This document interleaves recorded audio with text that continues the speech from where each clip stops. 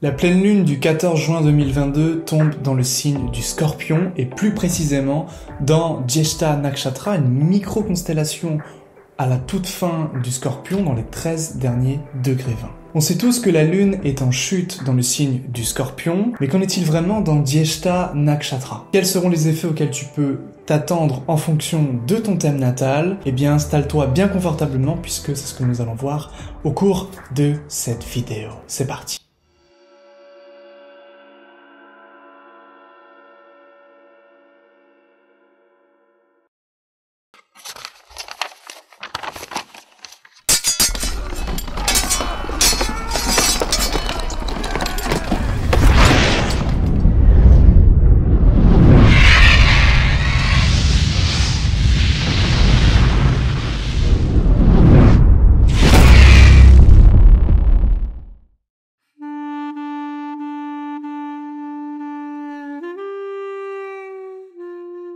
Un bruit strident retentit.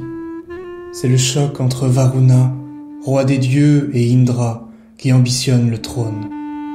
Le combat fait rage et contre toute attente, Varuna, préférant les mystères de la nuit à la mondanité du jour, laisse volontiers le trône au bâtard des cieux.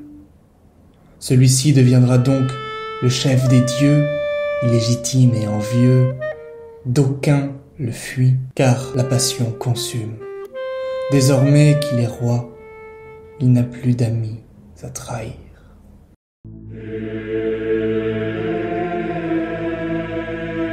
En astrologie indienne, chaque nakshatra est relié à une divinité et chaque divinité est reliée à un mythe. Le mythe de Jyeshta est intimement relié à Indra, le chef des dieux, qui vola le trône à Varuna, qui lui préféra régner sur les eaux, la nuit, et le signe du Cancer. Derrière cette petite légende et donc cette intro que je t'ai préparée se cache donc toute cette idée de trahison, de manipulation et d'ambition mal placée. Il y a l'idée de se battre de toutes ses forces pour acquérir une position pas nécessaire ni forcément légitime. Puisque la lune du 14 juin occupe ce nakshatra, il est fort à parier que cette période sera marquée par des querelles de pouvoir.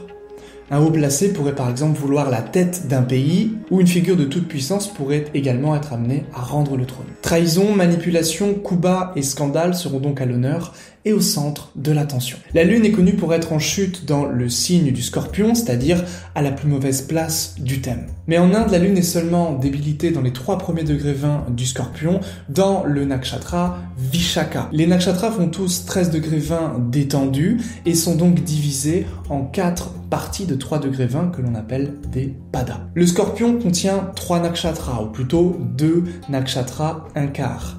Nous avons donc le dernier quart de Vishaka, nous avons tout le nakshatra Anuradha, et nous avons enfin celui qui nous intéresse aujourd'hui, Jyeshta Nakshatra. En tant que nakshatra du Scorpion, tout ce que tu connais du Scorpion est également valable. Recherche, découverte, investigation, profondeur, choses cachées, scandale, mort, guerre, affaires douteuses, mais aussi des choses un peu plus gaies comme la psychologie, les plans subtils, l'énergétique ou l'ésotérisme. Dans le domaine public, cette période est marquée par des découvertes, souvent peu flatteuses, qui sont la conséquence d'une enquête sérieuse et approfondie, comme un travail d'investigation poussé, entraînant un scandale ou une réforme importante. Mercure est la planète qui régit Jyeshta Nakshatra, car oui, les nakshatras sont aussi régis par des planètes. Mercure est évidemment relié à la communication, ce qui signifie qu'un travail journalistique, qu'un rapport détaillé ou qu'une étude poussée sera ici au centre durant cette période. La pleine lune aura lieu à 29 degrés du Scorpion, une zone jugée extrêmement dangereuse et en vérité la plus difficile de tout le zodiaque. C'est ce que Parashara, un des codificateurs de l'astrologie indienne, nomme Gandanta. Gandanta est le passage étroit entre un signe d'eau et un signe de feu, globalement quand l'esprit se fait cher.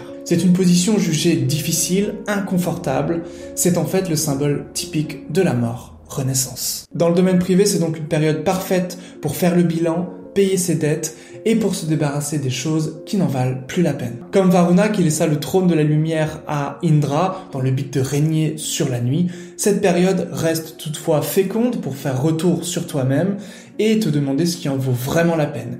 Et puis évidemment, si une tierce personne ne pourrait pas te remplacer, et reprendre le flambeau, mais dans ce cas-là, attention à qui tu donnes le relais. Bien sûr, les natifs marqués par Djeshta seront directement impactés par cette pleine lune, que tu aies ton ascendant, ta lune, un amas planétaire, ou le maître d'ascendant dans ce nakshatra. Si c'est ton cas, tu as une énorme connaissance et une érudition sans pareil. Cette pleine lune t'impactera évidemment différemment en fonction des placements de ton thème. Ce qui est sûr, c'est qu'elle favorisera tes recherches dans un domaine spécifique, car les natifs de Djeshta sont quasiment tous, pour la plupart en tout cas, experts dans un domaine précis.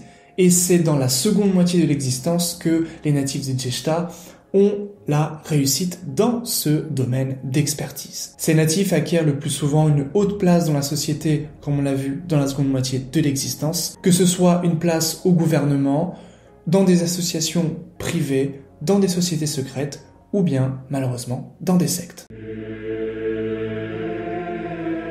Cette pleine lune sera difficile pour tous, et plus particulièrement pour les signes de feu, surtout d'un point de vue émotionnel ou spirituel. Ainsi, si tu as ta lune ou ton ascendant en bélier, en lion ou en sagittaire, accroche-toi. Pour nos amis béliers, la pleine lune touche votre maison 8. Des changements donc inattendus viennent mettre fin à un cycle. Évidemment, la lune régissant votre maison 4 peut entraîner ici beaucoup d'inconfort au niveau intérieur. Ce cycle peut avoir un rapport avec votre père, un professeur, avec vos études ou bien dans la conception que vous avez du monde. C'est une période d'inconfort où vos valeurs peuvent être amenées à changer. Le repos et le lâcher-prise sont ici recommandés et facilitent ce passage inconfortable. Pour nos amis Lions, la pleine lune touche votre maison 4, la maison du confort émotionnel. Pour vous, cette pleine lune sera donc fortement marquée par des besoins inassouvis, des inquiétudes concernant un enfant ou la mort d'un être cher, ou bien encore un problème chronique avec un véhicule, un logement, ou bien tout simplement une difficulté à vous endormir, la lune régissant votre maison 12. Pour transcender cette épreuve, les prises de risques concernant votre réputation notamment, vos responsabilités ou votre carrière s'avèrent favorables. Pour nos amis Sagittaires, la pleine lune touche votre maison 12, la maison des dépenses, de la fin des choses et des mystères. Cette lune touche l'axe 6-12 donc, qui est le dialogue entre le repos et l'effort, entre l'hygiène de vie qui demande la mise en place d'une routine et la transcendance. Autrement dit, lorsque vous mettez en place une routine, vous accédez à des niveaux supérieurs de conscience. Dans le cas contraire, votre santé évidemment va en pâtir. Ici, prendre soin de soi à travers une thérapie par exemple peut être recommandé. La lassitude peut entraîner de la déprime, notamment en lien avec votre milieu professionnel. Il y a un parfum de non-dit dans vos rapports avec vos collègues, mais vous triomphez des obstacles avec une superbe configuration, ici ce qu'on appelle un Raja Yoga, c'est-à-dire la conjonction du maître de 9, la meilleure des maisons, ici votre soleil, avec votre maître de 10, Mercure, qui régit ici la maison la plus puissante. Voilà pour les signes de feu, un passage donc inconfortable qui doit être géré, évidemment de différentes manières en fonction de vos placements.